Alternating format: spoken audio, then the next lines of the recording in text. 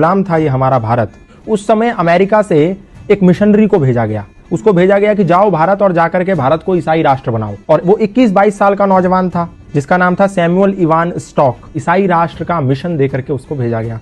वो भारत आया, भारत में शिमला गया, वहां पर उसने एक तरफ से लोगों को ईसाई बनाना प्रारंभ कर दिया। जब धीरे धीरे काम चलने लगा तो अचानक से हिमाचल में प्लेग की बीमारी फैल गई। जैसे आज कोरोना की बीमारी फैल गई, ठीक उसी प्रकार प्लेग की बीमारी भी छुआछूत की बीमारी थी। लोग अपने परिजनों को छोड़ छोड़ करके भागने लगे। जैसे घर में किसी को प्लेग हो गया तो घर में छोड़ करके चले गए।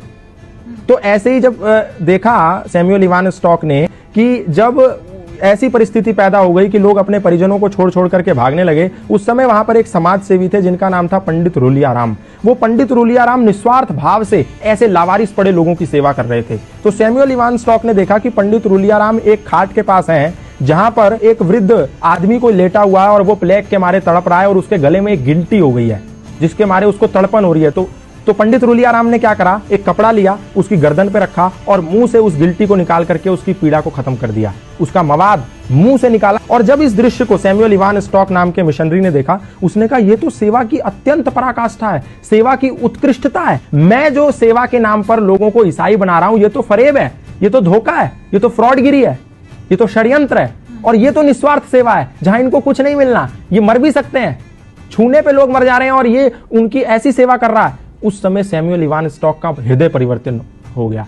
तो उनने पंडित रूलियाराम से कहा, सैमुअल इवान स्टॉक ने, कि ये क्या सिद्धांत है, कौन से ऐसे सिद्धांत हैं जिसके चलते आपके अंदर इतनी तन्मयता, इतनी तल्लीनता है लोगों की समाज की सेवा के प्रति। तो पंडित रूलियाराम ने कहा, ये सनातन धर्म के सार्वभौमिक सिद्धांत हैं जो हमें मानवतावाद का उपदेश देते हैं और मैं वही कर रहा हूं। संगच्छध्वम संवदध्वम संवो मनांसि जानताम सर्वे भवन्तु सुखिना सर्वे संतु निरामया के सिद्धांतों को पालन कर रहा हूं। तो सैमुअल इवान स्टॉक ने कहा, मैं भी ये सनातन धर्म के सिद्धांत जानना चाहता हूं।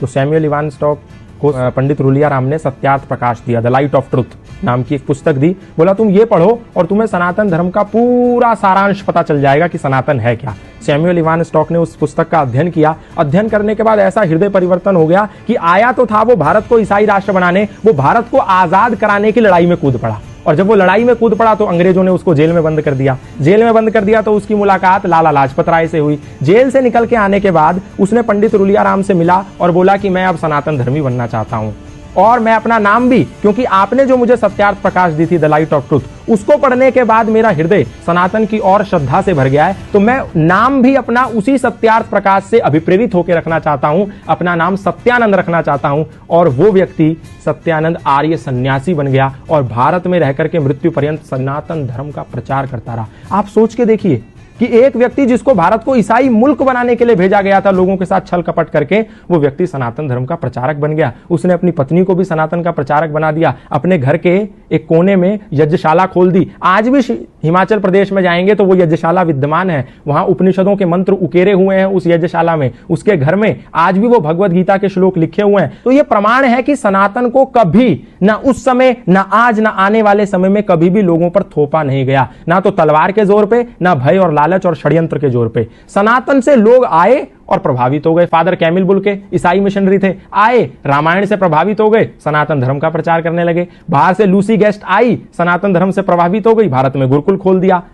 स्टैनफोर्ड की एक महिला आई, भारत में आके गंगा के पास बैठी, साध्वी भगवती सरस्वती बन गई। एक व्यक्ति स्विट्जरलैंड से पैदल भारत आ गया, 4 साल 18 मुल्क पैदा करते हुए। कोई गया था उसके कंधे पर बंदूक रखने और उसका नाम हो गया बैन बाबा। ऐसे बहुत सारे उदाहरण है, मैं बताऊंगा तो समय कम पड़ जाएगा। सनातन को कभी भी किसी पर थोपा नहीं गया। लोग आए, खुद बन गए। मौलाना महबूब अली खुद पंडित महेंद्र पाल आर्य बन गए। खूब सारे मौलाना, मतलब इमाम मस्जिद के, खुद सनातन धर्मी बन गए। हमने किसी को जोर नहीं दिया, किसी को जबरदस्ती नहीं करी, लोग आए और बन गए। तो इसमें हमारी क्या गलती है?